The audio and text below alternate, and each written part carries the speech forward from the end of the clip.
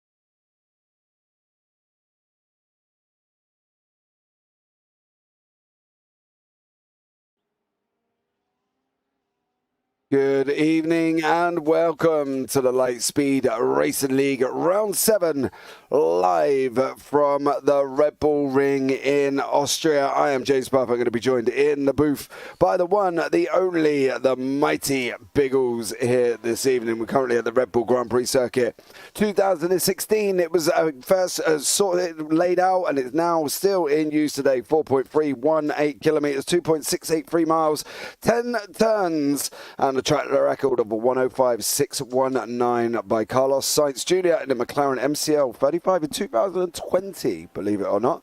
So that is still there as well. Currently holds a Formula 1 Grand Prix Motorcycle Racing, DTM International GT Open, FREC, Motor E, Boss GP, TCR Europe, and formerly held the European Le Mans Series. 4 hours of the Red Bull Ring. But let's bring the one, the only, the Mr. Mighty Biggles into the booth. Good evening to you, sir. How are you?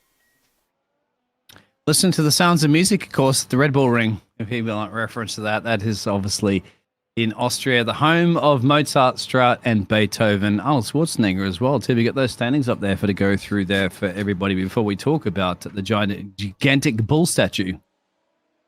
Yeah, we definitely have. You can see there, Mac Miller is out in front. Well, he's tied front, actually, with Jay Smart on both on 76 points. John Silver on 69. Dylan Gomez on 60. Elliot Borg on 55. Daniel Johnson on 48, timed with Steve Baker. Carl Herlick's on 44. Mason Sagar is on 41. Michael Kostick on 10. In 10th on 37. Tied with Ryan O'Connor in 11. Then we've got Nathan Graham in 12th. Thomas Boniatti in 13th. Steve Rubens 14th. Lindsey Green 15th. Tyler Gatke 16th. Zachary Kokis, I'll talk about that in a minute. And Anthony Giuliano in 18th place. Then behind that, we have got Sean Atkins in 19th. Troy Banks in 20th. Now, in the team standings, of course, we've got Burnt Rubber Racing on 108. Scudiero Andromeda on 101. Tied with Clutches of Wales on 101 as well. Bullshift Racing on 97. Cobalt Racing 96.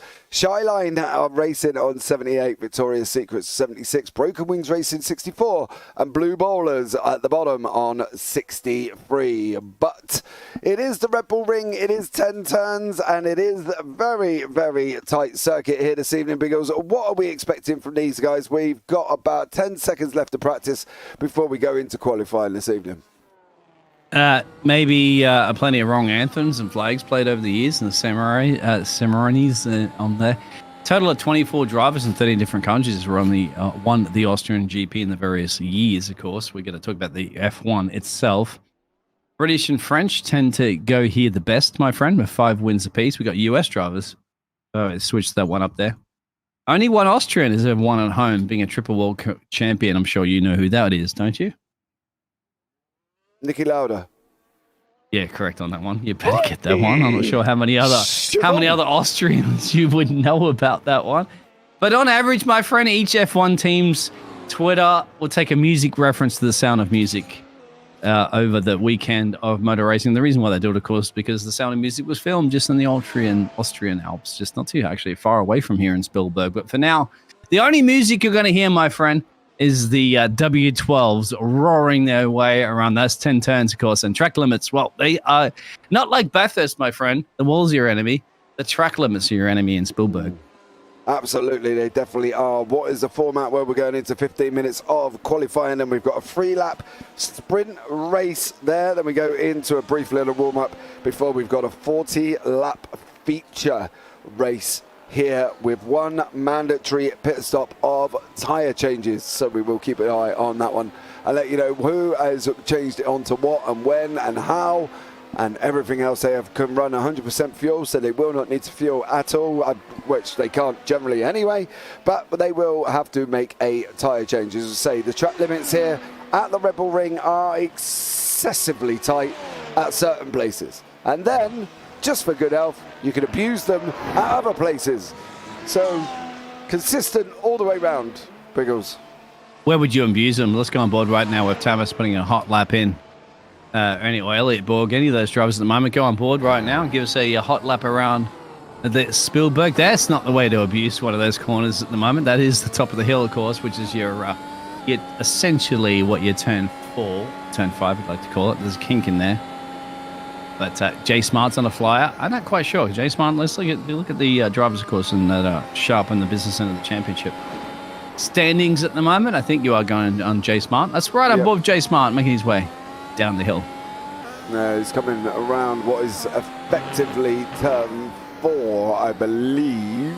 There's only 2 turns left, mate. There's only 2 turn lefts. No, he's got. Yeah, we got this one here. This is. I'm trying to work out where we are. 6, I think, because of the way. And the rest are rights. Yeah, then we got 7 there. No, this is 9, and then we go to 10. Right, I'm going to do another lap because I'll guide you turn around. All right, here we go, James. Right. Another lap.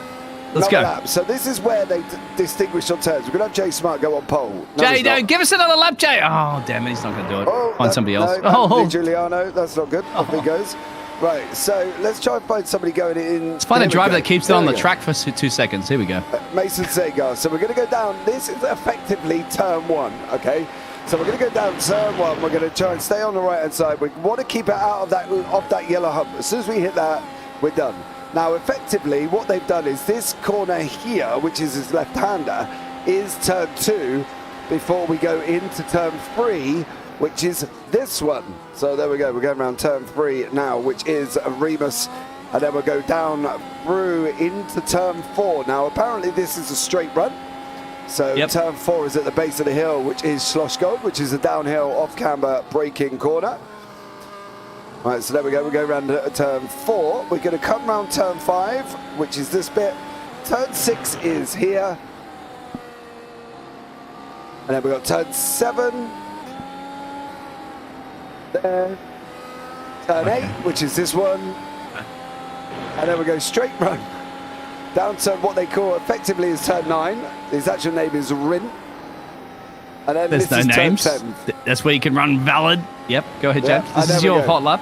And then we go across the line. So there we go, that was it. So basically that's how effectively they work the corners here.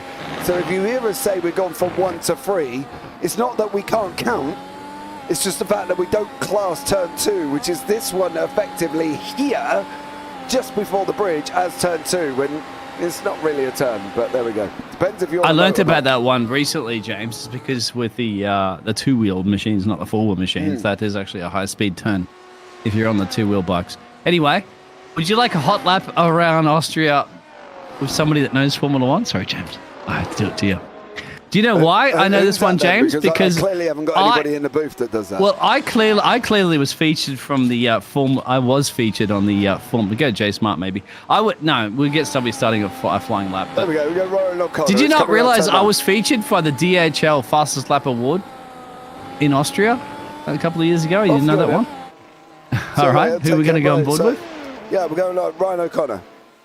Ryan O'Connor, here we go. Climbing up the hill to turn 1. Of course, Shabby, you're breaking. I need to go on board. Thank you very much. Not outside the car. Makes it a little more difficult. Here we go. DRS activation. Down here. A little bit of a kink, as James had mentioned here. Right here to the sweeping. That'll be your turn 3. But all the important braking part. You'll brake at about 50 marker. Sweep it over to the right-hand side and spot the apex perfectly. A couple of different lines there. The rear end's going to slip a little bit. You make it other way out there. DRS activation. Bang. Onto the power. 6th gear. 7th gear, you may even make it up to 8, but you got a little bit of a kink over the left. Hug once again the left, break it about the 50 here, slam it on, spot over to the apron again. He does it quite well. The rear end will slip a little bit. Don't worry about that on a flying lap because you worry about qualifying.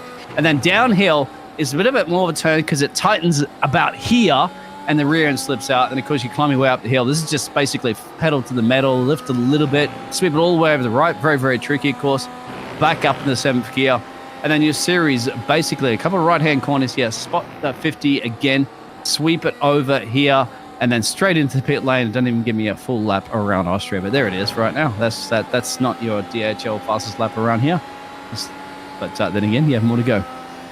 We definitely do as we go around turn 9 before we go into 10 on board with Jay Smart, of course, joint top with Matt Miller, who is not here this evening. No Matt Miller. So Jay Smart has got a good opportunity here to go and try and lengthen the gap at the top of the time tower, bar any, of course, major incidents or accidents.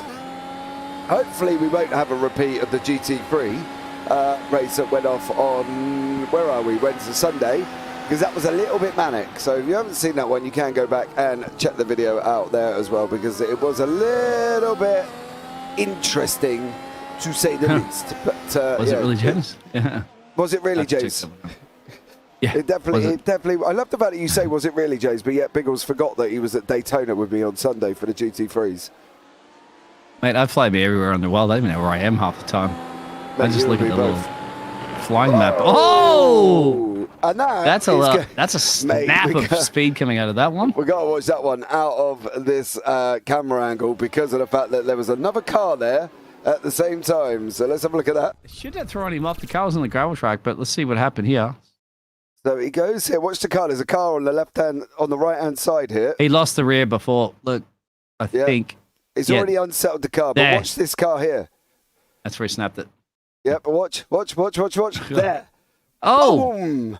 That's dear. Like a Max Verstappen and Lewis Hamilton. Let's get together at is it Cops or was it what's the other one? It was Cops. Cops in Silverstone. Here we go. Oh, drivers somehow find each other on track, don't they? Even though they have a little bit of space around here. You know how heavy that Red Bull statue is as well, Tim? I tried to lift it up the other day. It's about 60 tons. It's pretty heavy. What, a bronze, isn't it? No, it's pretty sure it's Copper? steel. Steel? Yeah. No.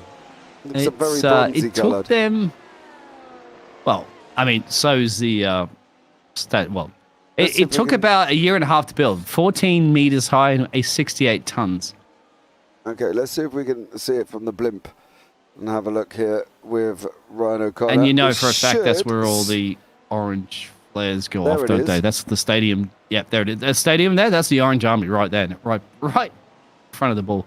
It usually flares to be going off of their orange. Unfortunately, right now, we don't have any Dutch drivers on the grid. No. No, we don't. Poor Dan. He'd be upset.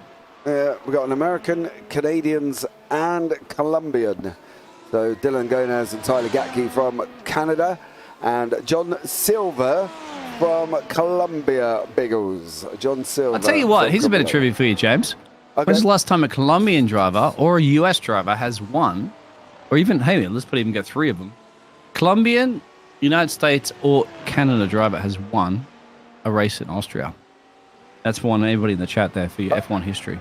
Okay, so if I'm not mistaken, I'm just going to check, but I will... No, you can't be checking. All right, so Juan Pablo Montoya.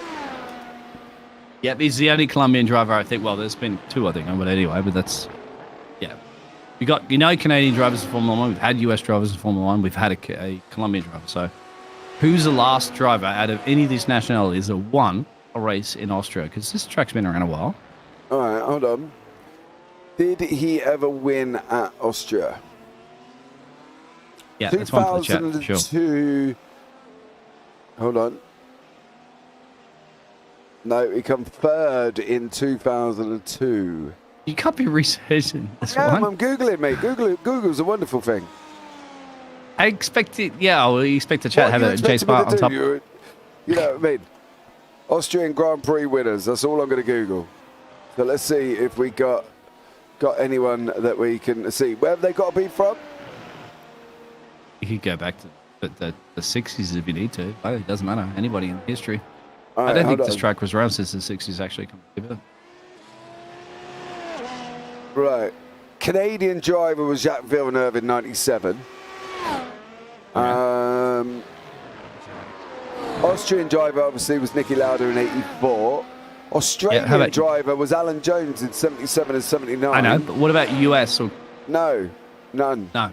None. So the Canada, was No. it? Canadian was Jacques Villeneuve in 1997. Yeah, but he won, didn't he? Yeah, 1997. Yeah, So- he was the last driver to win in Spielberg in this grid of nationalities. Yes, in 97. Yeah, that was the answer to the question. You got it.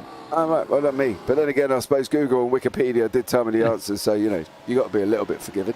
So no US driver or a Colombian driver has ever won Spielberg. No. So today could be history. Could well be. No American, no Canadian, no Colombian, but a Canadian in 1997. So, and in 1988 to 1996, believe it or not, there was no Austrian Grand Prix here due to safety concerns with the track. So they didn't actually. That's interesting. I didn't know that. Yeah, between I wonder what that safety 88, concern was. 88 and 96. That's why this circuit opened in 96, because it was a new one after the safety concerns were dealt with. Was it Spielberg before? Well, it's called the Osterreich Ring. Yeah. That's right. It was not this track, because this track was actually basically a Red Bull test track, really. Yeah, the Osterreich Ring was a little bit different to the layout of this one. But that was, couldn't use it. It was closed between 1988 and 1996 due to safety concerns. And then, of course, we've got this one that was open and born in 1996. So there we go. And it was actually it was opened up. Sorry, it was named the A1 Ring from 1996 to 2004 before it changed to the Red Bull Ring. So there we go. I was wondering if Red Bull were the first investors of this track, as Jay Smart's still the quickest there, Thomas, and John's gone up into P3, Elliot Borg in P4. This is the dying stages right now of your qualifying, right, my friend? Only 10 corners to get it right, only 10 corners to get it wrong. Right, also, I want to mention, the man down in 11th place, how do we say his surname? Of course. Sorry? Zachary Kokos. Yeah. Zachary Kokos. Now, Zach messaged me this Elliot Borg, top of the timesheets. Sorry to cut you off there, James one. James E. The James stuff. I knew he was getting some flying laps. Oh, who's off in the background? That was Jay Smart. Golf livery. Yeah. Jay Smart in the back. Right, so Zach messaged me this week. He said, just wanted to say, so we start off in a good way. You guys are awesome, and I love listening to your commentary. Truly a great duo. Can I make one request? So I was like, okay, this is going to be interesting. He said, my name is pronounced Kokis. He said, I know it's not very obvious based on the spelling. So he doesn't blame us for getting it completely wrong. But it is actually Kokis. So there is a little bit of a background history that going into it. And that's the fact that he has Romanian ancestors of his name. So because he's Buddha Diminatsa there, Zachary. Yeah, so he's got Romanian ancestors, and his name is actually pronounced Zachary Kokis. So there we Kokis. go. Oh. Okay. So Okay, when I lived in Kokos. Romania, Zachary, there was a beer called a Chuk. It's not pronounced that way, of course, but when I did live in Bucharest. See, James, I've been around the world, my friend. Oh, no. So it's Kukaras. Kukaras. Kokis. Okay. Kokis. I got it. Kokis. Kokis. Kokis. Kokis. Yeah. Kokis. Kokis. Yeah. As in Kokis. So if you were to type it in the chat, it'd be hyphen kiss. Anyway, I think the qualifying's over, James. It's just Kokis. Kokiss. Kokis. That's what I said. I'll type it in. Well, okay, anyway. Right, let's bring the grid up. Now we finished talking about Zachary and his name. So Elliot Borg is in first, Chase Smart in second, Thomas Boniatti in third, John Silver fourth, Dylan Gonaz fifth, Sean Atkins sixth, Carl Herlick seventh, Mason Sagar eighth, Tyler Gatke ninth, Ryan O'Connor in 10th, Zachary Kokis in 11th, Anthony Giuliano is down in 12th place. Beyond that, we've got Steve Rubens and then Lindsay Green the third. There we go, in 14th place. So 14th cars on track currently at the moment. We're just waiting for our pole man to get on track. And that will be Elliot Borg when he is there. So if we can have Elliot Borg to the grid. There we go. There he is. So the three lap sprinter. Yep. Keep an eye at this one. Turn one, you may see a little bit of bold and brave moves, but I'd be smart about this one and look at about the turn two. Go ahead, James. Here we go, the lights are out. Elliot Borg has not gone anywhere. He's bogged down at the beginning. Is that going to allow Jay Smart to come up the inside of turn one? Smart settles in behind him, and it is Elliot Borg managed to get away in the end, but it did not look like he actually moved anywhere at all. Thomas Boniatti tucked up currently in fourth place behind John Silver in fifth. Silver takes the defensive line. Is Boniatti be able to go and run around the outside? No major dramas currently at the moment. Everybody is through with Ryan O'Connor all the way down in 12th, Lindsay Green 13th, and Tyler Gatke down in 14th place. So everybody got away cleanly at the moment. Thomas Boniatti has just nearly got Silver, as Silver went in a little bit harder than him into that corner, and Anthony Giuliano up 2 into 10th place, Biggles. Silver did get him. Silver got Thomas. Exactly. Very clever play, I'd have to say, up into turn 3, essentially, where there's, I like you said, defensive line. I have to say, there really is no line. There is a right and wrong lane on that one. You can be kind of defensive so far, but then again, no DRS activated. That's where you do need to be defensive, but so good. What a run from Elliot Borg. He's essentially way up the road. I don't think he has much of a problem. This is going to make their way around lap 2. Here we go. Spielberg for the 3-lap sprint shootout. No DRS. Man versus machine versus the sound of music here in Austria. So let's see how these guys get on now with Jay Smart, Elliot Borg. Borg out in front, Smart 3 tenths back currently at the moment. And let's see how they get on. Zachary Kokis. Oh, trying to go up the inside of Mason Sagar there. Sagar turned around and was like, nope, not this time, young sir. And Dylan Gonaz is running up behind currently as well. He's got Thomas Boniatti behind him. Oh. So let's see, Anthony Giuliano and Sean Atkins have just swapped positions as well. Zach Kokis has run wide. Sagar, sorry, has run wide. Did that allow Kokis through? It didn't this time around. Carl Herlix is battling away in 5th place currently, fighting with Thomas Boniatti. So a lot of action happening as Elliot Borg's going to come around and take the white flag lap here at the RedBull Ring for this 3-lap sprint. I think it's good to hold off as long as he doesn't make any mistakes. Elliot Borg should be able to take this one at the moment. Jay Smart and Silver's about Silver, as you said. Silver is about 1.3 seconds down the road there, and Dylan is a further way down. But look at the battle, resuming a little bit behind there. So Sagar, Sagar's off. Sagar's gone somewhere around there, James. So that's it for unfortunately for Mason Sagar, but at the moment we'll still keep an eye on whether or not Smart can do something about Elliot Borg. And I think there's going to be enough time, and no DRS as well too. It's one thing to catch around here. It's another thing to overtake. It's going to be setting up the inside. You see the flashing light of death, of course, because they've been running full battery the whole time. And all, Elliot Borg has to do right now is to settle for a couple of basic left-hand turns, 2 of them. Handle a couple more. Very hard to overtake in the 3rd sector around here. So I think at the moment Elliot Borg should be safe on this one. And that'll be your P1, P2. You have to give it to Silva to take that P3, depending on how the rest of the situation turns out there, James. Yeah, I think we're going to basically just come to the end of the race, and it is going to be Elliot Borg will take the victory. Bar any major issues, Smart is going to get second with Silver, Ian third, and it is Elliot Borg comes across the line there as well to take the victory in the sprint race, and Silver in third, sandwiching Smart in second place. So there we go. Short, sweet and done. It was all over here before we even really got into it, but we are going to be able to get into the next one as we got the 40-lap feature race. I want to have a look back and see what happened. No, I can't. Thank you very much. You see a big bull statue. The bull nose. I did. Thank you very much. But that was about it. All right, Elliot Borg in first, Jay Smart second, John Silver third, Dylan Gonaz fourth, Carl Herlix fifth, Tamas Boniati in sixth, Zachary Kokis.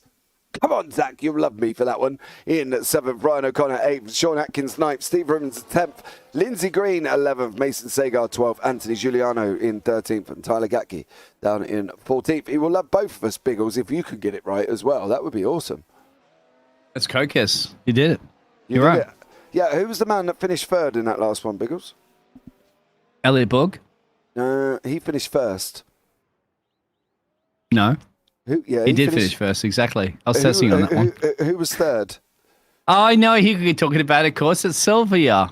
Silver. We might as well just call him John Gold. Hey. John Gold and bronze, because he ain't got silver in there. I'll tell you that much. He hasn't got silver in there. So there we go. We've got 1 minute 55 left of the warm-up. There is the big bull statue that we were talking about that took over a year and a half to build, weighs 60,000 tons, and his horns are worth... What? Is it 60,000? What did you say? 68 tons? You got 60,000 tons from it. It doesn't weigh as much as the moon. 68 wow. tons. Oh, he's a big bull. You know what I mean? He's just I thought you were a teacher. You were a teacher, of course. You're giving up your day job. That's fine. Probably a good idea you've given up your teaching day job to do some casting at the moment. As Ryan says, good luck all. I need luck out here, Ryan. Because I need a math teacher or at least somebody that could do some. 68 tons. I'm sorry. I'm going to Google that one. That can't be 68 tons. It's 68 tons, man. I tried to pick it up last time I was here. It's too heavy. No, shush. How much does the bull, when I learn to spell bull. Look, I'm correct, all right. The Red Bull Ring weigh. Right, here we go. How much does the Red Bull F1... No, how much does the bull at the Red Bull Ring? Statue, the bull statue. Yes. Oh, okay. Hold on. Let me type in statue because I didn't put that in last time. We need to get your kids in here. They probably Google faster than their dad. Oi! Stop it. James is my boss. Oh, it weighs 68 tons and reaches height of 17.2 meters. Well done, you. I'm proud of you. I would like an apology. Right. He can't get John Silver's name right, but he can get the weight of the bull right. Check that one out. Of course. I'm sorry. So make sure you clip that because that won't come out very often, and it tastes like vinegar. I've got to be honest. That's no. I want a written apology. I want a stamped in the mail. It might get here in about a year and a half. It doesn't matter. It will get here at some point. All right, I'll send it to you by pigeon mail with your wages. Hey, by the way, when you see those pictures of the tunnel through there, I'm not quite sure if you've seen the pictures, but there is a tunnel. Yeah. Where it has actually like the Red Bull, like all the different racing sports and stuff. Do you know where that is on the track? That's one for you. Do I know where it is? Yeah, it's underneath the track somewhere. That's another one. You've never been here to Spielberg before, have you? Of course I do. It's underneath the racetrack from one point to another. Elliot Borg is in first, Jay Smart second, John Silver third, Dylan Gonaz fourth, Carl Herlix fifth, Tamas Boniati sixth, Zachary Kokis seventh, Ryan O'Connor eighth, Sean Atkins ninth, Steve Rubens 10th, Lindsay Green 11th, Mason Sagar down in 13th place, Anthony Giuliano 12th place for Sagar, Giuliano 13th, Tyler Gatke is in 14th, and that will be your starting order for this 40-lap feature here, and we're going to have the lights are going to be going on now, and here we go again. Lights are out. Oh, no! Really? Oh, big smash. Oh, yes. no! Somebody spun up there, and it started off here, I think, with Jay Smart. And then poor old John Silver, he is just plummeting down the order, currently sitting in 8th place. Anthony Giuliano has gone round again. He is just down the back end of the field. Thomas Boniatti there in 3rd. Ryan O'Connor is trying to come up the outside currently as well. Is he going to be able to make this line work? Round Remus before they go on that run down into Sloshgold, and he is at the moment, but it is going to be Boniatti behind him. That was a bit of a messy start there, Biggles, I'm not going to lie. Yeah, sorry, I had a little bit of a rhyming tune on that one. Oh, here we go. I was about to say Ryan Connor. Well, there it is. It's 38 degrees Celsius. It's a hot one. It's about 40 laps away from the midnight sun. There you go on that one, James. But here we go. Racing, of course. Lap 1. Elliot Borg from J Smart there. Ryan and Zachary. We all know Kokis. There we go. Dylan Gonaz down in 7th place. We'll try and have a look back at that start in a minute once this all settles down for a lap or so. Carl Herlix is into the pits. I'm wondering if that's a stop and go. Dylan Gonaz is in it as well. Steve Rubens has made an up position. So is Sean Atkins. So is Anthony Giuliano. There is Lindsay Green, the 3rd. Currently sitting in 8th place, up 3 positions. Where is Carl Herlix and Dylan Gonaz? Well, there you answered the question on that one in the fence. Yeah. Keep an eye on P5 at the moment. Maybe making a run. That's Tamas. Yep, just on Zachary. Yep, no DRS is enabled just yet. They make their way down the hill into turn 5 or 6, somewhere along, breaking at the 50 mark. Yep, and then get a sweeping of the only 2 times you turn left, remember, around this track. Track is 38 degrees centigrade tonight. It's a hot one, says Ryan O'Connor. Said, yeah, just like the midday sun. Yeah, I'm a little bit confused why he's driving out on track and talking to me at the same time, to be honest.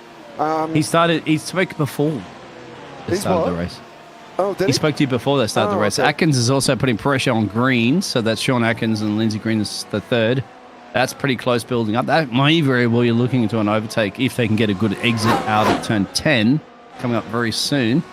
I think the interesting one's going to be here, whether or not this man can, believe it or not, Sean Atkins, I want Steve Rubens actually. Steve Rubens is on the soft tyres.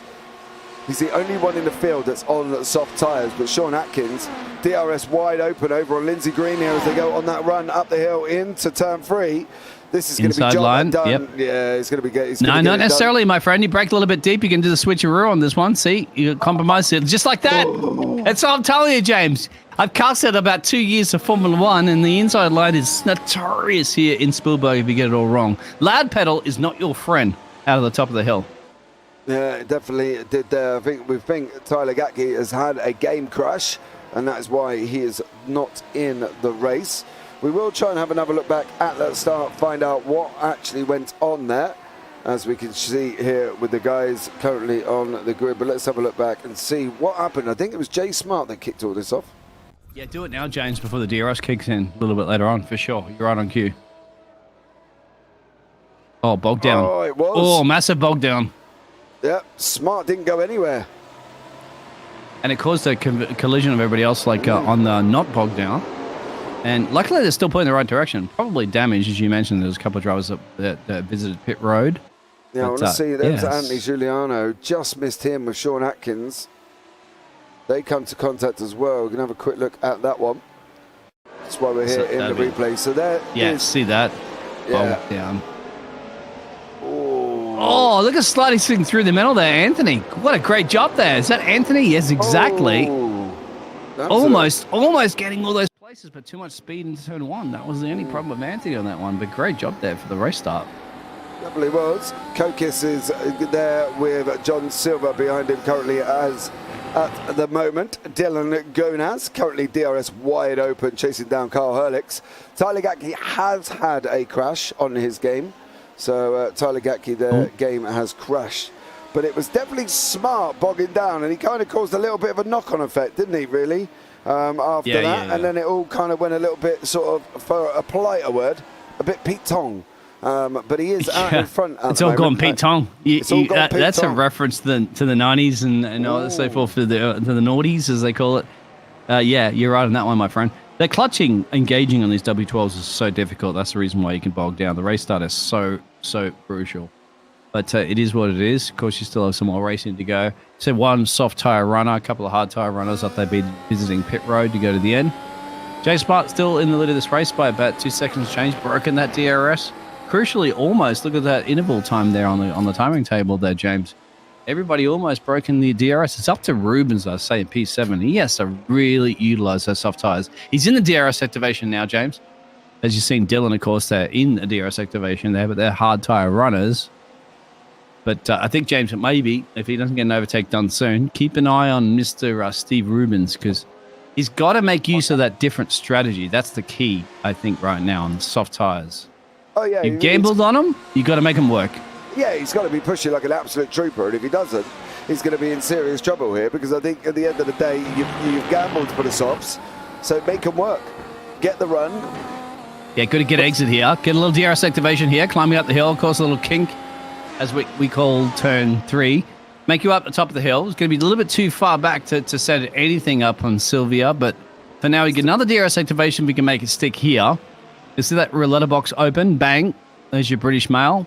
On time, at least here in Spielberg. It's just out of DRS for the rest of it, so now it's a follow situation. Yeah, Gonaz is following Carl Herlick, so side by side going into turn 3. Gonaz on the inside. Ooh, Herlick's got a little bit out of shape there as well. Gonaz not only cheekily got the place, but he cheekily got DRS. Just for good you can health. cheekily get double DRS, James. You'll see it as drivers will cheekily not get the overtake done into that turn. And Scummy goes wide. There it is. There he goes off. Yeah. Gonaz is off. All that work he's just got done. He's just done. It's just finished. It doesn't matter, mate. If he can get back in there, DRS would be okay. And he still is. But you got to be there's cheeky DRS zones here in Spielberg. There's 3 of them.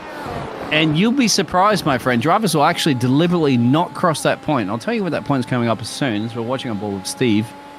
And he's on the soft tires. The only problem, of course, with Steve is you can see Silva is flashing the DRS. And now he's going to send a dummy, but you don't go that far deep. DRS activation was before this. He'll get the DRS beep in his ear right there. So now he's going to get down to about maybe 7/10 at best before this corner approaches. Hit the spotting. Yeah, so he got 8/10 actually, not 7/10.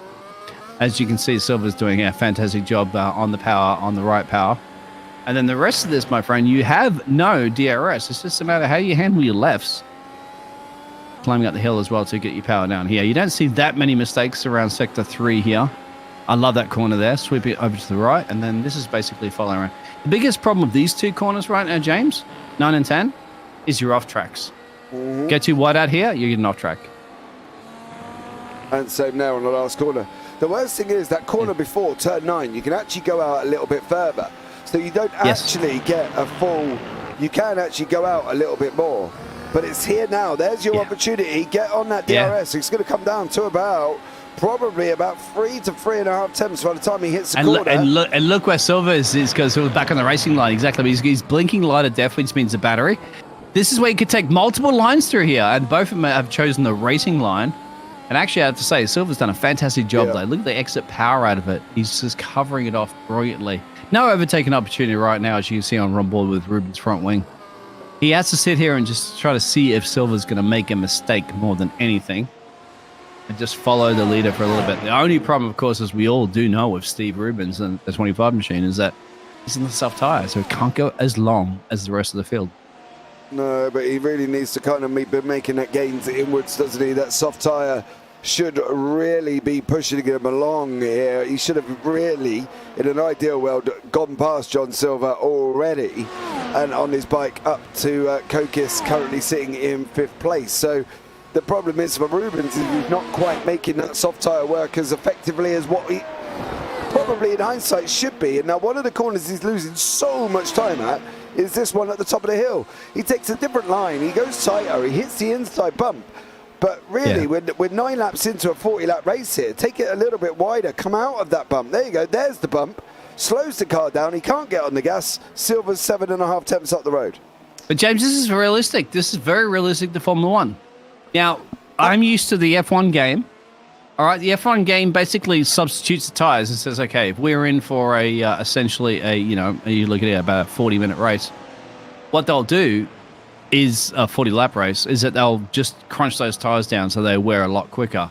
In iRacing, they don't wear as quick as what they should be wearing, but even though in real F1, these soft tyres are going to gain you about 1-2 tenths a lap, but they're not going to be gaining you half a second a lap. that you do see in the arcade version of the F1 game. This is a real simulator. It's real iRacing. He's still gaining. He still has pace. No doubt about that one. It's just like in F1, like in the W12s. It's one thing to catch, and it's another thing. I remember these are the W12s, mate. This is the reason why they changed the rules, didn't they, for the W13s? Because the dirty air is a killer. Yeah, and there was a reason we have not gone over to the W13s in the LSRL, is because obviously they were waiting for the first season on the bugs to be sorted out within the setups and things, because obviously it is a fixed setup here as well. So that was one of the reasons that they were waiting to see how all of that all panned out. And I think next season when we do, hopefully, I think they are going over to the W13 next season, is whether or not, obviously at that point, iRacing's got the W14, as we see Rubens not make the most of them tyres and basically end up putting it on to the gravel. Mason Sagar has plummeted and is now out of the race altogether, and I'm going to show you why, and here it is now. Turn one. Turn one. Oh, there it is. Bang. Oh. Yeah, that's one of those places you want to pull that fold-out chair, unfortunately, because too deep in turn one. I've done that a million times as well too, Mason, so don't you worry about that one. But you're right, James. This is the thing too. This is very realistic to the real W12s. It is very, very realistic. We're still getting an overtake possibility here between Green and Anthony, and that's the classic. I think up at the top of the hill. No, down into a couple of corners. Yeah, here we go. So maybe I don't like overtaking opportunities in that turn one. I think if you bite your time, set a dummy, but bite your time. You got another DRS straight here, and it's so easy to get easier to get an overtake, climb up the hill. By sending that dummy, he put himself out of line on turn one. It's always I think so as well. Get back on the racing line, innit? You know what I mean? Don't sit out there and send a dummy and then not actually go back onto the line to achieve the faster route, which seems a little bit confusing there from Anthony Giuliano. I thought he would have, if you're going to throw a dummy, get back out behind him onto the same line to carry the speed. This is the difference between the F1 game, and they also talk about the F1 esports and all that sort of stuff, and they go blah, blah, blah. F1 esports, my friend, any of these drivers racing right now, they would be having overtaken opportunities too for now. In iRacing, it's much more realistic, mate. It's much more realistic. Even with the soft tires and the medium tires, they're not that drastically different. You're not going to save half a second a lap in soft tires. It's man versus machine. It's a balance, man and woman versus machine. And that's why you see the likes of drivers be able to defend on the medium tires, just like Silva on Steve. Yeah, and Steve can do it, and that's the thing. Like the tire difference just like the real world F1.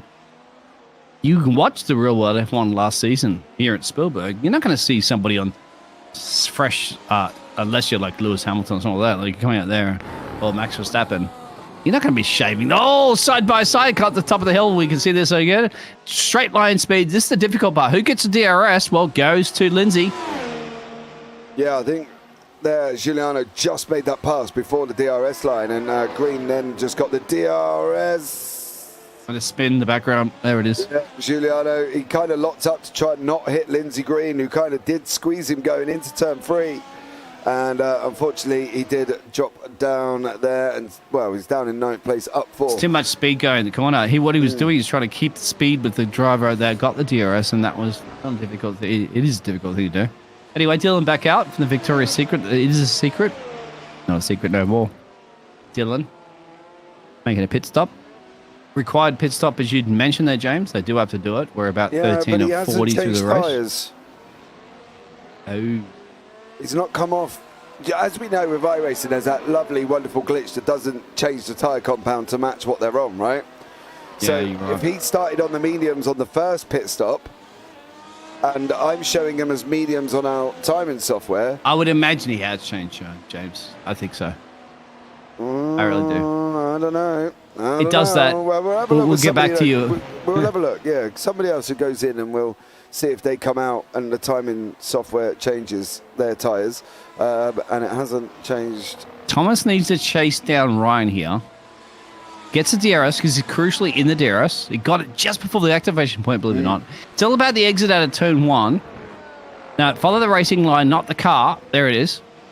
Will the rear wing open, the DRS activation here? I think he's outside of it. No, he's got lost. He's losing that DRS down that the main straightaway. Second straightaway. And now he's going to have to follow him here. I don't think he's going to get DRS activation for the third zone here, James. No. it's too far back. Don't forget there is activations on the start-finish straight. The rundown from 1 to 3, and then the run from 3 to 4. So we have 3 DRS zones here that the guys can utilise. And we'll see, Thomas Boniatti has not utilised it, as you can see here as well. Anthony Giuliano is in the pits. I want to see, he was obviously on the mediums. It depends whether or not he's going to be coming back out on the mediums or whether or not he's done for the day. He's in there quite a while. I think there was a tow, mate. He crashed, if you go back. Yeah. I think he crashed before that. Yeah, just about here, I think. Yeah, this could be a tow. Where is this? That's turn 10. that's past the pit road. And that's the worst place to crash because you've just passed your pit lane entrance. Bang, into the fence. That'd be why Giuliano sat there. He's probably like, can't you just jack my car over the fence? It's right there, the pit road. It's only about 5 minutes down the road, mate, but then it is what it is. Mate, that's the annoying thing, I think, when you need a tow and you're right next to the pit. So if you crash at the start-finish straight, you get potentially, what they're saying is you're going to get towed all the way around the track. So therefore, you sit and wait 3-4 minutes just beforehand. Giuliano's now, I think, he's either crashed on the hards or he's out on the hards. I think he'll let his teammate through in a minute, just behind him. By the way, they're lucky because in real Formula 1, you don't get a tow back to the pit road, right? That's a you're retired. You're retired. But luckily, we have that luxury here at esports. We don't have to copy the real world. That's what I love about esports.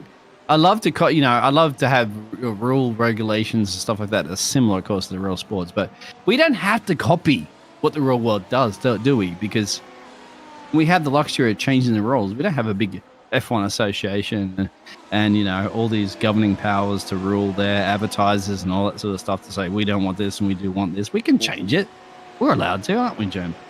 We definitely are. And as you see, Carl Herlix is showing there on the hard tyres and his car's on the mediums. That's making me wonder if Gonaz did change tyres because he was on the mediums. And if we look at his car, You would be crazy not to. Unless he just made a mistake, of course. That's always a possibility. I think now, what are we looking at? Round 7 in here, mate? I think they don't make those mistakes anymore. But you see the blinking lights, of course, you all know about harvesting energy. That's the difficult part for drivers to engage because you use it to attack, you use it to defend. That's your ERS management. I'm board with Dylan. Ripple strips, you could feel it. Vibration. Was it, you remember this going back to the days of watching Formula 1, isn't it? What Martin Brunner would say when you flat spot your tire or hit the ripple strips, it feels like those fillings are rattling through your teeth, aren't they? Yeah. Yes, I do remember that. I can't remember where Martin Brunner would know, about. mate. The 80s cars, they didn't quite have the suspension they have these days, but they didn't have nothing, did they, compared to, they still had a gear stick. So, there was none of this sequential gearboxes on the pedals. These drivers had to work for it, and they were definitely having to work for it there as well because they were on gear sticks. And I think it was summed up from Barcelona with Senna when he couldn't. No, Monaco, mate. Senna and Mansell going for it. Do you remember that at that time? I'm like going through Monaco going, mate, this corner, and you're taking your hand off the steering wheel, up and downshift. And of course, Monaco's the track that you have to do most amount of the gear shift changes. I'm like, how do you take your hand off the wheel as you're flying a Formula 1 car that should be on a glorified, well, it is a glorified go-kart track? These tricky sectors. I was just amazed at seeing that sort of stuff. And, it's technology's technology. You can't take it away because, of course, what are those drivers that were in the 60s, all right? And Jackie Stewart and all that were like going, Ayrton Senna and Nigel Mansell, you guys had no idea how difficult it was to drive our cars back in the day. As pit road goes, Steve. Get rid of those soft tires now, James. Yeah, it definitely is, dude. That brings in the discussion, though. I think that could lead us nicely into a little bit of a discussion about whether or not there is too much technology in Formula 1, or do we prefer the fact that drivers have the ability. Rubens has gone on to the mediums. I am definitely worried about Gonaz, I've got to be honest. Whether or not there's too much technology in Formula 1. Has the driving element of it gone? because they're more concentrated on pressing multi-21s and 6R left, turn 3, left, right, 1, 7, 3 button on their steering wheels than they are concentrating on the actual driving. You know, back in the day, going back to, you know, Senna, Mansell, Prost and people before him, Lauda and Jones and all that, you know, they were driving the car. They had to, you know, there wasn't all this fancy knobbly gobbly electrics. It was a car that, you know, went round and they were driving it. Now, you know, they could almost, the guys in the pit lane could almost drive it for them. You know what I mean? It's almost like they've got driver assists, really, in an F1 car. Yeah. Do we think there's too much of that now? Well, James, let me give you a famous quote, of course, from an interviewer years ago. I'm pretty sure everybody's know this one. Gentlemen, a short view back to the past, 30 years ago, Niki Lauda told us, take a monkey, place him in the cockpit, and he's able to drive a car. 30 years later, Sebastian told us, I had to start my car like a computer. It's very complicated. And Nico Rosberg said during that race, I don't remember the race. He pressed the wrong button on the wheel. Question for you both and everybody, is Formula One today driving too complicated with 20 more buttons on the wheel, or are you too much under effort and under pressure? What are your wishes for the future concerning the technical programming during the race? Less buttons or more, or more communication with your engineers? Okay, so let's go into details, right? Can you repeat the question? Oh my God! See, you know that one, James. All right. Yeah, see, I knew that was coming. That's a classic, right. Isn't it? So the question is, right? So the basic question is, what we're asking is there too much technology in Formula One? Should we go back to the Senna Mansell days where they were literally having to drive the car? Gear stick. I'm not saying a gear stick. I understand the sequentials is safer and all of that. I get that, right? But is there too much technology in the car? You know, because you look at the steering wheel, right, and they have no fewer than about 40 odd buttons on the steering wheel. Okay, that's just too many. You know what I mean? It's too many. It's crazy. They're not driving the car. If the guys in the pit lane, right, can play the national anthem on a Formula One engine, they could program and map the car, as we see Anthony Giuliano just moving out of the way for Steve Rubens there. They can map the car to drive this circuit easily. Yeah. Well, James, to give you the question on that one, F1 has changed it. Okay, granted on that one. You're right. I mean, basically, Formula One has actually proven, I think back in the Williams day, they can drive a Formula One car around a track as quickly as possible without a driver in it. Okay, so you could do that in a heartbeat, right? Easily. But they don't want to do that because who's going to want to watch an AI car drive?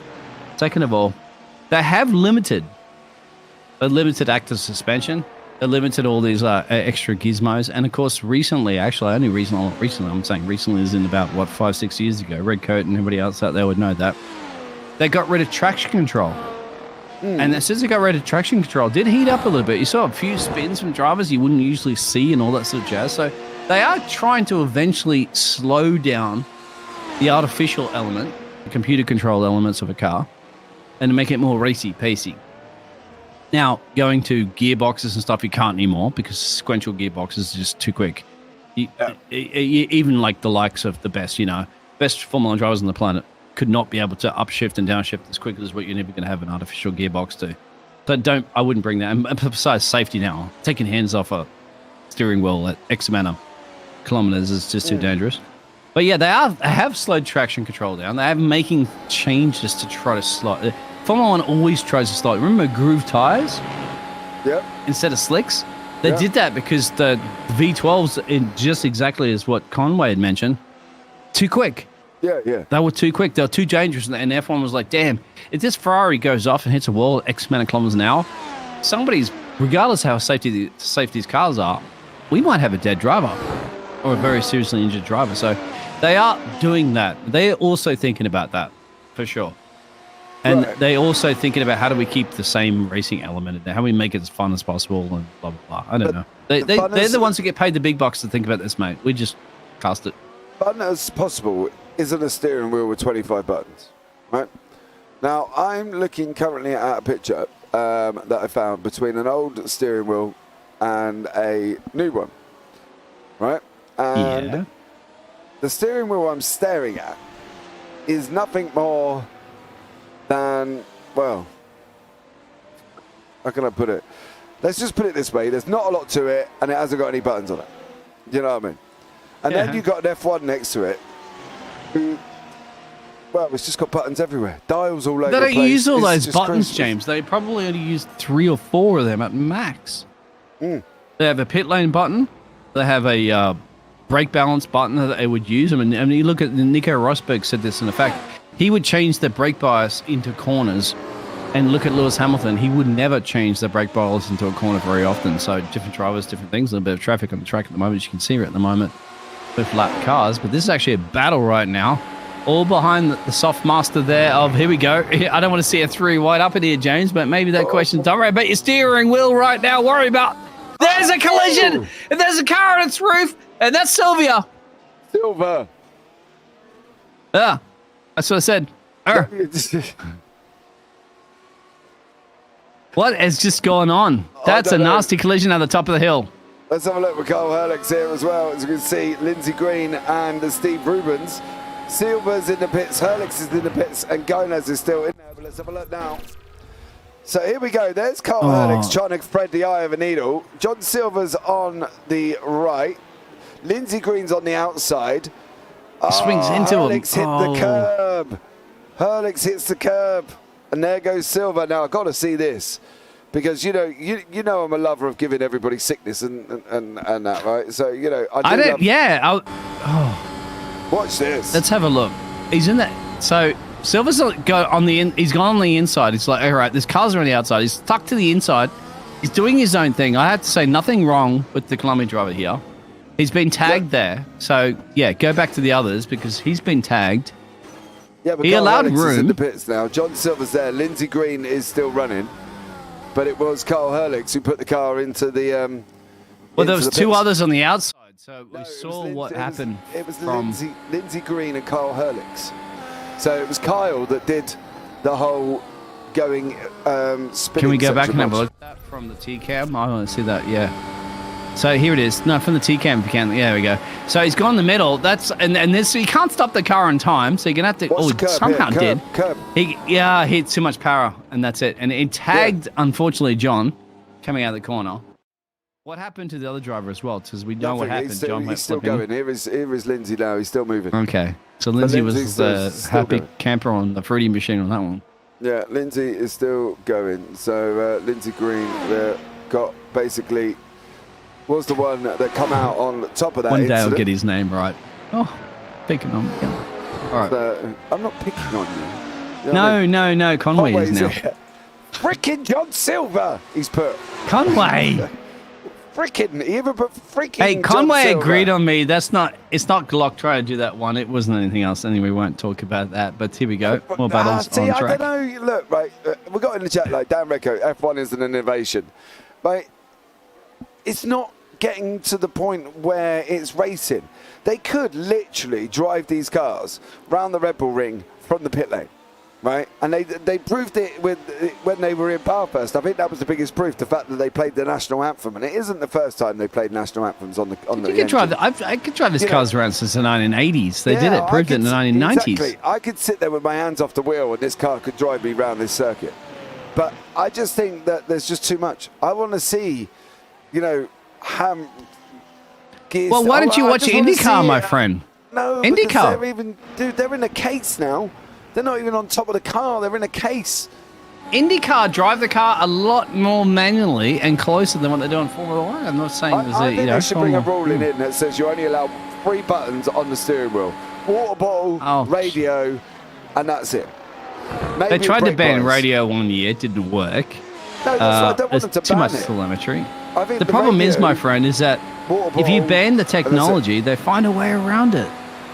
I could find a way around giving information to a driver without FAA even knowing it. A heartbeat, How not are you just going to do me. that? We're going to sign language down the pit lane or something?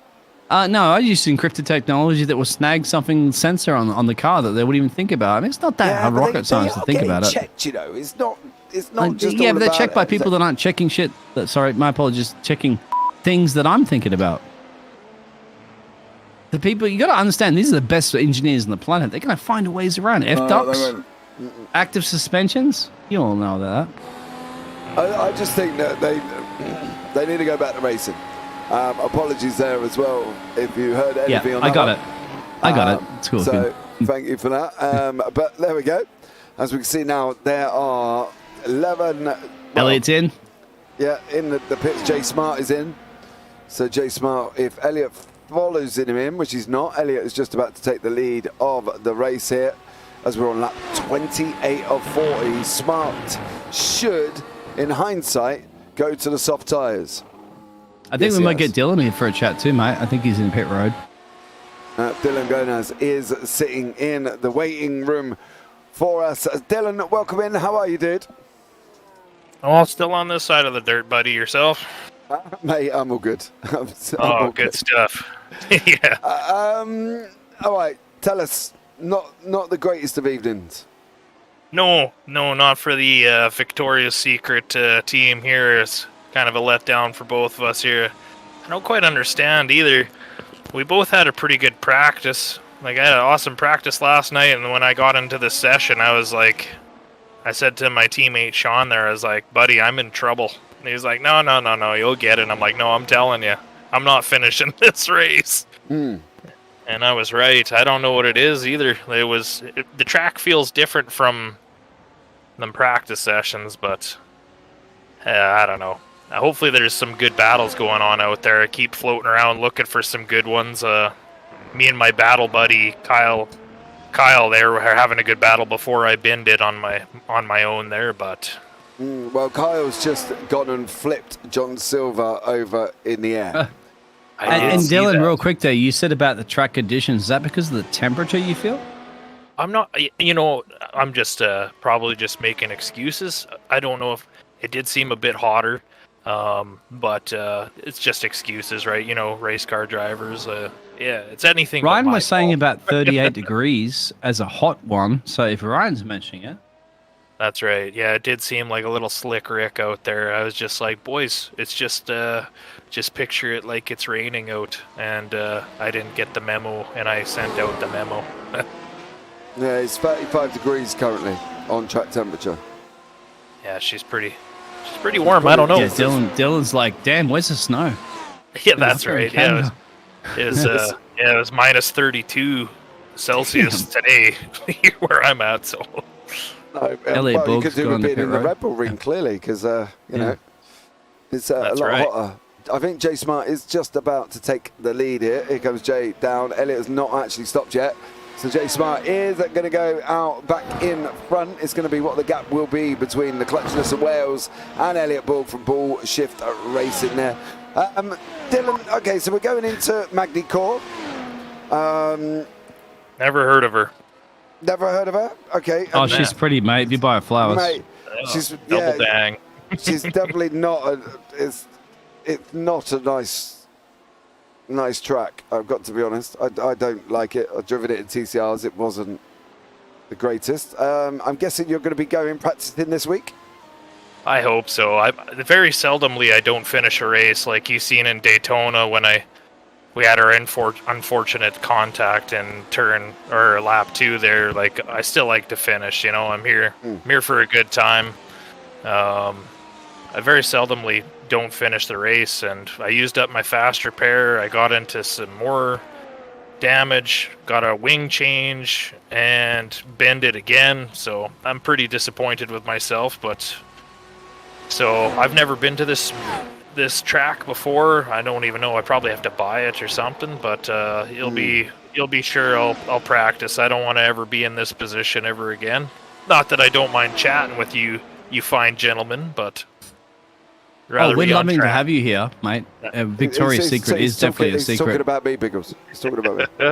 That's right. Yeah, it's fine, gentleman, he said on the end. He didn't say men. He said man. That's right. It was just the accent. Yeah.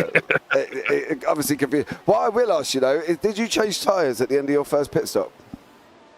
That's right. My first pit stop was after that launch incident there. I don't know. We'll have to go back and look, but it just had a better launch. I seldomly have really good launches, and I had a good launch, Jay got a little loose there, so my first pit stop, I was like, well, I'll slap on some hards in case I don't have to pit ever again. And then when me and Battle Buddy were having a good show on track there, and I binned it again, I came in and put some mediums back on. Speaking of battle, my friend, Tamas and I'm going to go with that name. Kokis. Yes, you got it. Zachary Kokis. Go on. You got it. And another question for you, Dylan, real quick there, mate. Off tracks. We haven't really seen too much of it, but how dangerous are they around Spielberg? I told Sean, my partner there, he was struggling for pace, and I told him, I was like, listen, like, if you can even put a comfortable pace down, I think there's going to be some drive-through penalties here. Like, this place is absolutely rank for off tracks, and even in the practice leading up to qualifying, I'm ashamed to admit this. I think I put 20 laps of practice down. I had 46 incidents, and I guarantee you most of them were off tracks. Wow. So there's going to be some. Well, you know, there might be. Are you some, expecting late off tracks? We're about 8 laps to go. You think somebody's in dangerous territory right now? You know what? I would love to be a fly on the wall in the pit wall of the guys that know the incident limits. But Jay, Elliot, they're surgical with their precision. Like it's freaky. I love practicing with those guys because they're so precise, and they got the data up. They're making sure that they're fixing where they're slow here and there. I doubt they're gonna get a slowdown, but I have had races with them where they're like, they get across the line and like, oh, I had 1x left before a drive-through. So it's going to be nice and close there as well. But Dylan, thank you so much for joining us. We're going to get back to the racing currently as we see a battle from, no, we haven't now, because Thomas has just gone over the yellow sausage curb out of turn 1 and lost about half a second. But Dylan, thank you so much for joining us. Anybody quickly you want to give a shout out to before we let you go? Yeah, of course, all the league admins and the sponsors of the league. We all know there's life outside this, and everyone does what they can and practice hard. You know, we have a rough race here and there. Obviously, we have a shorter car count, smaller car count.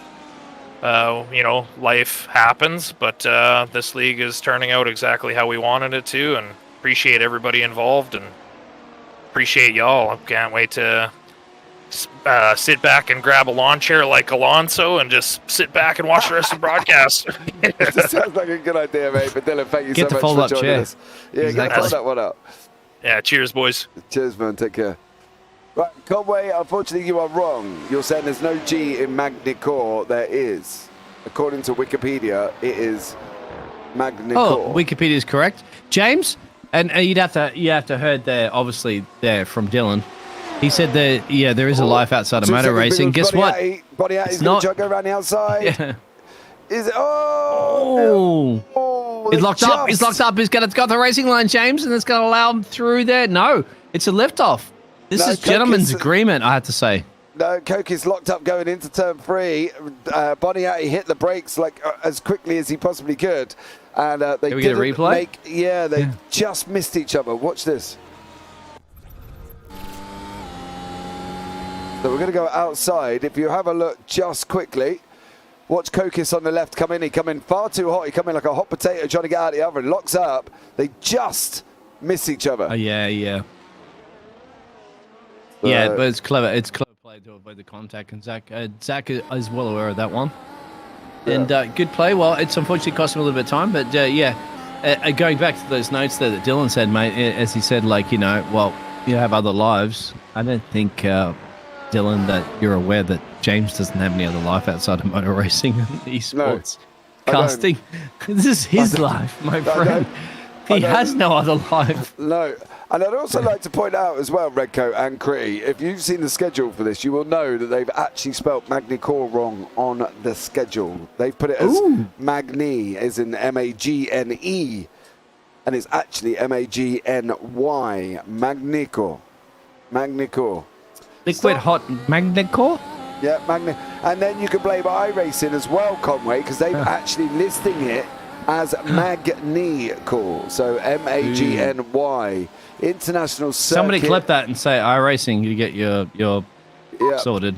So it's actually Magnycourt, and location in Magnycourt in France, Magnycours. Just to let you know, not that I'm being pedantic, but I'm waffling on. So All there right, we go. James, can we go on board Jay for the Clutches of Wales racing team? Unfortunately, we do know that Victoria's Secret team has done too well today. Unfortunately, Blue Bull's team has not. Well, yeah, done too well. But yeah, Clutches. Let's have a look at how J Smart's done it so well. 36 laps around here. Well, let's probably drive on board and listen on board. Sometimes we're just babbling on. I wonder if we just like put our mouths where the engines are of the drivers and listen to J Smart do a couple of laps, maybe one or two around Austria.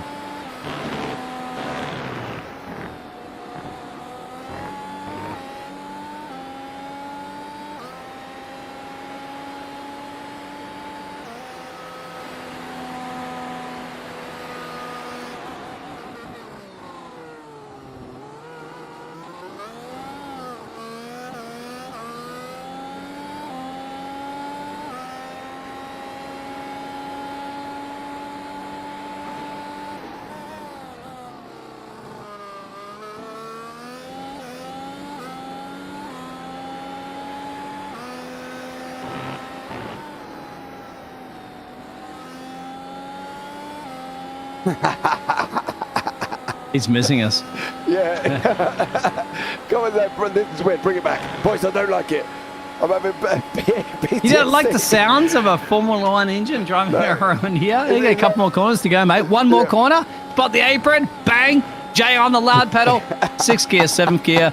Making another lap. And Jay's got to feel pretty good at the moment. He's got a 5-point-something second change gap to Elliot Borg in P2.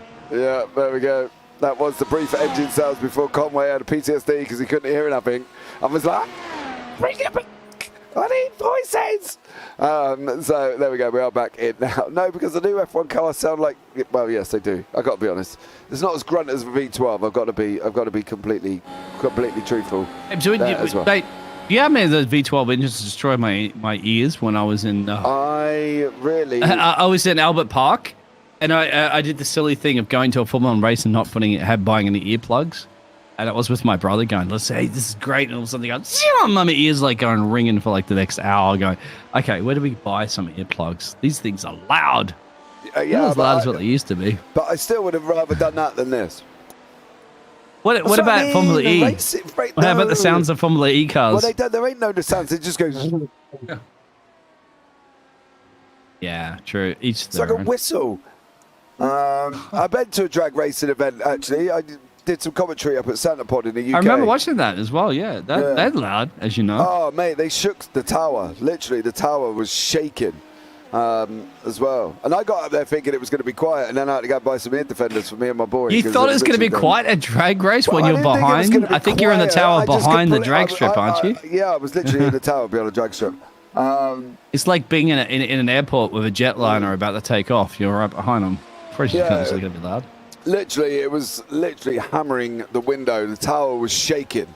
And they actually had to stick a support bar in at the tower to stop the tower being blown over from the Willys VW camper van with a rocket engine on the back.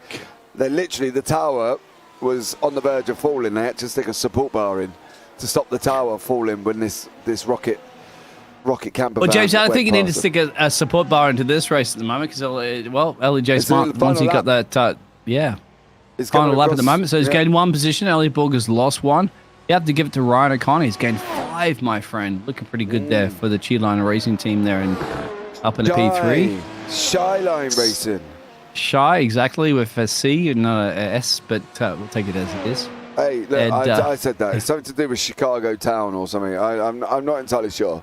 I'm sure there's reasons and that they've called themselves Shy Town. Shy as in shy. I thought there is a reference to a what is the subway line that runs through Chicago? Actually, I can't remember that one. You're asking an Englishman who's never been to Chicago. But yeah, I could debate a pizza all day about which one's better, Chicago or America. And Tamas, Zachary, and Steve. I believe that anyone's the lead lap at the moment, the top 6. Yes, near enough. I think Lindsay's just about, but there we go. So we are going to watch Jay Smart come across the line. take the victory. I will ask him about his start there as well when he comes in and see what we can get out of him. But definitely Jay Smart coming across the line, taking the victory here in this 40-lap feature race for the LSRL. F1, Elliot Borg in second, Ryan O'Connor coming across the line, hopefully in third, in the double left-hander, which he is going now, going right, before he goes around turn 9 and turn 10. Green, Giuliano, Silva and Herlix have crossed the line. So we've got O'Connor, Boniatti, Kokis and Rubens. I nearly done it then as well. I nearly called him Cocos. No, Kokis. I've got it right all race, Biggles. You tried, but you got it there. Exactly. Checker flag's out. Buddy's flat waving. Just, yep, exactly. You called it, my friend. It's Kokis. Kokis, yeah. It's Kokis. I think Crofty would be proud of your waffling. So, there we go. That's good to know.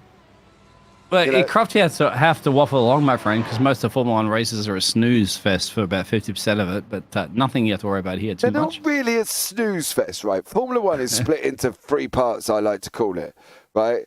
3 parts. You have the start, which is really mega exciting. Then you have the period where you go and eat your Sunday dinner and sit down with your roast chicken and then have a snooze on the sofa. Then you wake up 10 laps before the end of the race when it's getting even more, and it's just getting as exciting as it was at the beginning. So it's a 3-part scenario watching Formula 1. You sit there, you enjoy the start, you eat your Sunday dinner, fall asleep like a bear on the sofa, and then you wake up 10 laps before the end and you watch the rest of it. Now, if anybody does it any different, please tell me how to stay awake in that period where I've eaten Well, let me dinner. get my popcorn fired up for you to go through those feature results for a sec, please, James. Yeah, sorry, I'm still waffling. Right, Jay Smart is in first place. Oh dear. Elliot Borg in second, Ryan O'Connor third, Tamas Boniatti in fourth, Zachary Kokis in fifth, Steve Rubens sixth, Lindsay Green the third in seventh. This is where we get the lap down runners now. Giuliano there in eighth, 2 laps down. John Silva in ninth, 2 laps down. Carl Herlix 10th, 3 laps down. Dylan Gonez 23 laps down. Sean Atkins 31 laps down. Mason Sager 34 laps down. And Tyler Gatke 40 laps down. His game crashed right at the beginning. It didn't crash, my friend. It didn't crash. His dad was like trying to check his Facebook page, and unfortunately it didn't work, and so he just went and then pulled the cable out of the router and plugged it back in again. Oh, here we go. My Facebook's back, of course, and destroyed that poor man's race. Right. Who do you want in the booth first, Biggles? Who would you like to have a chat with? Chat with Ryan. Let's go to the Dan Redcoat on that one, my friend, because he's always here. Dan Redcoat, you want to make the call? Well, we're going to start third place, man. Ryan O'Connor. Okay. Yep. Boss. Yeah, we've got Boss into the booth here as well, joined by Mr. Ryan O'Connor. Good evening, young sir. How are you? James, Biggles, good to be chatting with you. Yeah. Normally, we're talking in separate messages here that doesn't always involve you completing a race. But now, not only did you complete the race, you finished in third place. How about it? Yeah, I just had a couple. There's a few unfortunate incidents at the start. Now, by the skin of my teeth, I made it through, and unfortunate that those guys all binned the car, but worked out well for me. Yeah, well, it kind of started with Jay Smart. Actually, got bogged down at the beginning, and then it all went a little bit chaotic after that, I think, as well with the clutches. I think it was Dylan actually behind him trying to had done an absolute barnstorming start, and it all went a little bit Pete-tong. But how was the race for you? Because there was quite long periods of time where you were driving around kind of almost on your own, really. Yeah. How'd you cope with that? Yeah, you know what? It felt a lot like some of these other guys that are typical of leading races. I just didn't have anybody in front of me, so it was pretty much the entire race. So I just put my head down and I just put my laps in, just like I would do in practice, just to really get to know the track, right? Yeah, well, you're going to definitely need to know the track next week as we go to Magny-Cours. Ever driven there before? I have not. I bought it the day it came out. I was really excited, and I still haven't even had a chance to get a car in there. Okay, well, yeah. It's not everybody's favourite cup of tea, I've got to be honest. But I think I drove around over the TCR, and I'm not good in that car at all. So to be fair, I went onto a track that I hardly know, and then drove a TCR. James is not good in any car. Don't worry. No, I've seen you drive the TCR when you stream it, so yeah, I can agree with that. Oh, yes. Right. So this is the final LSRL F1 broadcast on the JPB YouTube channel. Ryan, how rude. So there we go. No, Ryan, I'll back you up, mate. Don't worry, you're good. Go ahead, James. Stop sucking up to the boss. It's not, take him an apple in the morning or something. You know what I mean? Oh, blimey. But going forward, we are going on to Magny-Cours. So I presume you're going to be out practicing as best you can on that tricky, very tricky circuit. I'll definitely be taking all 3 days of practice that we set up. So and just really getting used to it, putting a bunch of laps in, and that's typically what I like to do. Is as you can see, I qualify pretty terribly. So really, where I have any shadow of a hope of being a mid-pack driver is just my race pace is just consistent. Well, that's all that matters. Ryan, is there anyone you want to give a shout out to before you leave the booth this evening? Yeah, fellow admins, all the drivers in all of our LSRL leagues. I mean, we, you guys make this incredible, and us admins, we do a ton of work for these leagues, and it all makes it worth it. Everybody's having fun, having a good time. Even tonight, and before I go, I do want to share just something quick that happened in our chat, in our driver chat. I guess Zach might have bumped into Tomas a little bit, and Zach's like, nope. You take that position. That's yours. That was my fault. And Tomas just goes back and rifles back. No, you fight me for this position. So that's just the camaraderie we have. Zach's giving him a position and saying, "Here, keep it." And Tomas is like, "I don't want it. Just let's race." So it's good stuff. Awesome. Well, Ryan, they finished in P4 and P5. So should we do a one lap sprint out to decide that ultimate victory? No, we won't do that one, of course. But it's sportsmanship. I love it. Yeah, duke it out with them. I mean, you might need to put them in like a modified car or something like that, something with some fenders. Not with James driving, but yeah. Yeah, well, if James is driving, I mean, yeah, put bumpers on that thing. But obviously, going back to that, it's a reflection of the league, isn't it? And how the drivers just we're racing, we're going, on track, we don't love each other. But then when there's mistakes made, everybody's like, my bad, right? Isn't that going to show a reflection of what happens here at Lightspeed Racing League? Yeah, and then, I mean, even me with my P3, you don't hear me jumping up and down because it's a little bittersweet because I saw my buddies go ahead and just wreck it off the start. And, so just, don't get me wrong, I'm really happy. I feel like I put in a nice, consistent drive. But, to watch those guys just, be a lap down, and it's a little disheartening. Right. Well, there we go. No problem at all. Well, Let's get somebody else in. No, you've filled up quite a lot of the airtime, Ryan. Thank you very much for joining me. Take care, guys. See you next week. He finished on the hard tires too, James. He finished on the hard tires. Remember that? No, but shush. Anyway, don't give him props. He'll message me tomorrow. A head the size of a rocket ball was like, right. Right, you take care, buddy. I'm going to blow up your inbox tomorrow. You have no idea. I'm going to wake up to about 60 messages from you, mate. No doubt at all. Right, Brian. Anyway, look, there's other people waiting. Love talking to you, and I'll chat to you soon, mate. All right, see you guys.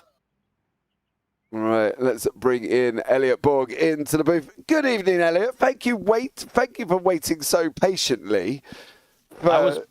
If this was like his 30 before 30, or like if it was his 60 minutes, like it was his podium, wasn't it? And then you know what Ryan's like. He just keeps talking and then between him and Biggles together. Hey, he gained 5 positions, guys. Hey, remember this. Hello. See what I've had to put up with, Elliot. This has been my evening so far tonight. Look, congratulations on your second place there, buddy. It looked like at one point you were going to take the win. What happened there? What happened to your pace? It just kind of dropped off all of a sudden. Jay is just a monster on the mediums. So I felt like I had better pace than him on the softs. But as soon as, I got not an off track, but a slowdown in the last corner, and it was like, well, I'm not going to screw everybody's race and sit on an apex. So I tried to back out of it, and I actually didn't get rid of the slowdown until turn 3. So Ryan caught up to me real quick, and by then Jay was pretty far gone. So I wasn't able to get back in his DRS. The dirty air through sector 3 is mega. So I'm probably has something to do with Jay's pace, but I'm going to blame it on dirty air. Okay, that works for me as well. Do you know what I mean? Let's do that instead.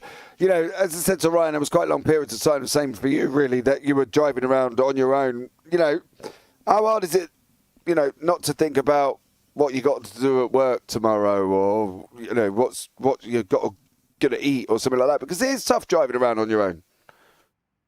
Definitely it is, but this is my getaway. So this is my my break free from reality for, you know, an hour or two. So I really enjoyed doing this. So honestly, easy on the throttle, hard on the brakes. This is fun for me. So I like focusing and just running laps. Awesome stuff there, Elliot. Well, we go on to Magny-Cours next week. Have you driven any laps in the W12 at Magny-Cours? I have not driven any laps there. So I had also not driven any laps at Fuji. So hopefully we can maybe work some magic and actually get a win. Yeah, definitely. You're going to need to get some laps, mate. It's a very tricky circuit. But as per normal, Elliot, is there anyone you want to give a shout out to before you leave the booth this evening? Yeah, big shout out to Jay. His pace put me to shame tonight. So I'm glad he's my teammate in the GT3 series because he makes me look bad on the regular in this place. My wife will be chiding me again because I lost to that random Jay guy again. So big shout out to him. And Ryan, even though he took the majority of Jay's commentary time. Nice job to him bringing the hearts home in third. Awesome stuff. Well, thank you, Elliot, for joining me, and I look forward to having a chat with you next week, hopefully. Absolutely. Have a good one, guys. And you, man. Take care. Right, let's bring Jay Smart in to the booth. Your winner here this evening.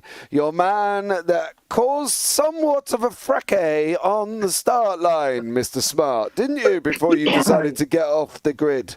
What happened? Yeah, that wasn't my best start. I will say overall, I'm happy with the win, but it wasn't a great night. I had a pretty poor qualifying. I couldn't really get a clean lap in, so I'm happy that I still got second. But I struggled to get a clean lap in. I struggled to get the tires warm and everything. And then the sprint was good. I strategically tried to hold second place to get the inside line for the start of the feature. And then I just got too much wheel spin and pointed it sideways. So I'm really sorry to Dylan and John, who I think took damage. I think would have been a good race with John in the mix if that hadn't happened. But yeah, I just got to do better on the starts next time. Well, John, at the end of the day, he also took a very, very hard hit from Carl Herlix. It sent, actually was quite interesting pictures. Sent John up into the air. He did a few barrel rolls and a few rolls on his rear wing, so it was quite interesting. I probably do suggest that if you do have vertigo or any form of sickness, you might not want to watch the one we did with the cockpit because it is quite it's never good when you're spinning like that. But you know, especially not if he was in VR as well, because boy oh boy could that have been interesting. But look, going forward, you know, you're now going to be leading the championship. Max obviously not here to score points. You were tied going into this one. Obviously, Max is going to get a 0. You're going to get some points, so you're going to be doing an absolute stellar job and leading the championship. What is the Jay Smart ambition? You know, because we know Matt Miller's quick and he gets on track and he's flying along, doesn't he? You know, what's the hope for you, Jay? What's in your pocket? I mean, I think I can battle Mac pretty well when I have clean races. And so what I've been trying to focus more on this season is just keeping it clean and keeping the tires under control, keeping the tire wear and the tire heat under control. And if I do that, I can at least usually keep with Mac. So I'm hoping we can bring the battle, you know, to the end of the season, and that I'm definitely going to be fighting to win the championship. But I think I just need to get the starts under control because that always tends to bite me. And hopefully can have a strong rest of the season. Well, Jay, I hope you have a strong end to the season as well. Thank you so much for joining me. As always, buddy, is there anyone you want to give a shout out to before you leave the booth this evening? Yeah, usual Joe and Anthony, league owners, and then Dylan, Elliot, Ryan, Tomas for making all the ads and photos and everything, and you guys in the booth. And then yeah, everyone on the race. It seemed like it was pretty respectful, and apologize again for my my start incident. It's all right, Jay. No worries at all, buddy. But thank you so much for joining us, mate. I look forward to having a chat with you. Hopefully next week at Magnicor. Yep. Take care, buddy. Well, there you go. Everybody was very happy. Biggles, that's brought us to the end of the race. You know, how would you say the evening of racing has been? Well, yep, it's been exciting, of course. J Pace, that's what they call him now. It's not J Smart anymore, J Pace. Okay. You have a JB Broadcasting league, don't you? And J's on the pace. JP seems to be the name of the hour. And even though, as he said, he struggles with his clutch on the starts, the hills and the sound of our Formula One machines are tuned into J Smart and the clutches as well. So if he can even hook this one up over and over again for the rest of the season, he's probably getting sick of tasting the bubbly stuff. He wants to taste the Drivers' Championship trophy. So that's what I feel coming out of Austria, my friend. Elliot Borg, fantastic job. Ryan, and a fantastic job there getting his podium. That we probably aren't going to hear about that we're definitely going to hear about that for a little bit, aren't we? But 5 positions gained. Can't take that one. Hey, good on him as well. Great job. And I tell you what, Mercedes are the car to be in, aren't they? Because they're all Mercedes. Exactly. I'd love to see a Ferrari in iRacing. That would just be quality. But overall, guys, it's been an absolute barnstorming night. Thank you to everybody that's joined us here as well. Sorry if you we get a little bit distracted in the middle. Don't forget, if you are watching it back there, guys, and you do have opinions on the, the engine, whether or not there's too much technology in Formula One, let us know in the comments down below, and we will pick them up and I will respond to them as well. But as always, Conway Gritty, thank you so much. Dan Redcoat, thank you much appreciated for joining me. And I think that, guys, is going to wrap up tonight's broadcast. So as always, from myself and the mighty kangaroo barbecuing eater from Australia, Dean Biggles, take care. Have a great week. And you never know, I might see you on the track sometime. Good night.